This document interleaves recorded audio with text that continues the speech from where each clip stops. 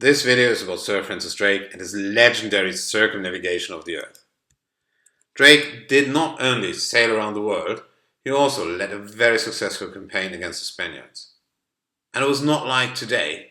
You fly somewhere and a few hours later you reach your destination. No, it took Drake quite some time, 3 years roundabout, from 1577 to 1580. Now the background has to be seen in the contrast and conflict between England and Spain. First, on a religious level, we have the Catholic Spain and the Protestant England. But there's more to it. Christopher Columbus discovered America for Spain, and Spain became the hegemonia, the most dominant naval maritime colonial power. England wanted to have a share of the sea trade, so Sir John Hawkins did not only start to trade, he also raided Spanish ships and ports. Hawkins was a relative of Drake, and Drake accompanied him on a few expeditions.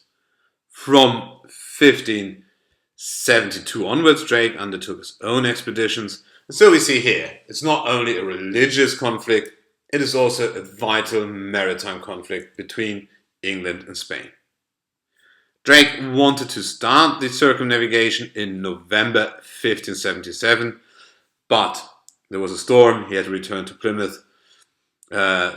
For months, the whole thing was abandoned. But then, eventually, 13th of December, Drake put out to sea aboard his flagship Pelican and accompanied by 4 other ships, the Elizabeth, Marigold, Christopher and Swan.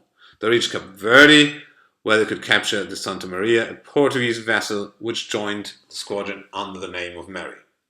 The squadron crossed the Atlantic, and it was quite rough. It was not a smooth cruise. They had to give up 2 ships to Christopher and Swan. They continued to San Julian. By the way, San Julian is the location where Magellan, who circumnavigated the Earth before Drake, also stayed. But here they had to give up the Mary because she was rotten. And now, important events in San Julian, which should determine and massively influence the ethos of the Royal Navy for the next centuries. Drake was willing to try and execute his friend Thomas Doherty for mutiny. So it was the rough, the tough Drake who did whatever necessary to push through with his mission. But it was not only the tough, it was also in St. Julian where Drake held his famous motivational speech of mariners and gentlemen. He said, "I must have the gentleman to haul and draw with the mariner, and the mariner with the gentleman." And that means the mission is the only important thing. It doesn't matter where you come from in society. Now, the circumnavigation continued. They reached the Magellan Strait on the 20th of August. And here Drake renamed his flagship. And now we have the Golden Hind.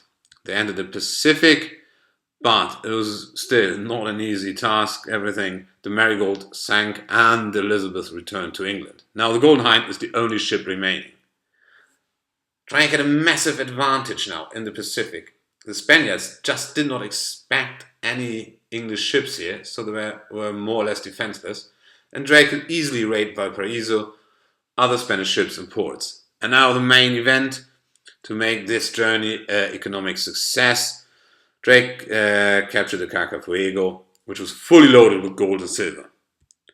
Then he went to California, and from there he made his way home through the Pacific, the Indian Ocean, to the Atlantic and back to Plymouth. And a few months after he returned to England, he was knighted. So we have Sir Francis Drake now. Massive economic success, just mentioned. England's budget was secured. Spain suffered substantial losses.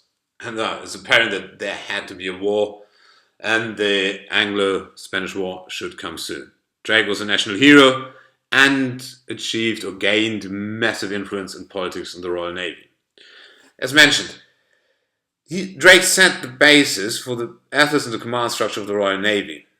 The commander of the fleet enjoys absolute authority at sea, so he's allowed to sentence people like his friend Doherty, sentenced for mutiny. But in the Royal Navy, to fulfill the mission is the only goal we have and is completely unimportant where you're from, what your social status is. And that was, of course, also the first sign of England's rise to global naval supremacy. That was Drake's Circumnavigation of the Earth in 5.